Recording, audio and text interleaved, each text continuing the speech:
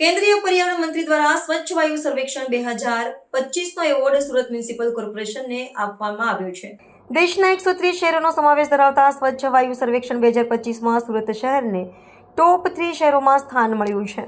આમ સતત બીજા વર્ષે સુરત દેશના શ્રેષ્ઠ ટોપ 3 શહેરોમાં સ્થાન પામ્યું છે। સુરત આ સિદ્ધિથી ગુજરાત રાજ્યનું એકમાત્ર પ્રતિનિધિત્વ કરનારનું શહેર બન્યું છે। નવી દિલ્હી સ્થિત ઇન્દિરા પર્યાવરણ ભવનના ગંગા ઓડિટોરિયમમાં આજે આયોજિત એક ભવ્ય સમારોહ કેન્દ્રીય પર્યાવરણ અને વન અને હવામાન પરિવર્તન મંત્રી શ્રી ભૂપેન્દ્ર યાદવ દ્વારા સુરત મ્યુનિસિપલ કોર્પોરેશનના મેયર દક્ષેશ માવાણી અને મ્યુનિસિપલ કમિશનર શ્રીમતી શાલિની અગ્રવાલને આ પ્રતિષ્ઠિત એવોર્ડ પ્રદાન કરવામાં આવ્યો। આ એવોર્ડ સુરત શહેરની સ્વચ્છતા અને વાયુ ગુણવત્તા સુધારવા માટેના સતત અને પરિણામો આપવા પ્રયત્નોનું પ્રતીક છે। ગયા વર્ષે સ્વચ્છ સર્વેક્ષણ 2024માં સુરતને સુપર સ્વચ્છ લીગ સિટીનો ખિતાબ મળ્યો હતો। આ દેશના સૌથી સ્વચ્છ શહેર તરીકે ઘોષિત કરવામાં આવ્યું હતું, જેનો એવોર્ડ માનનીય રાષ્ટ્રપતિને પ્રદાન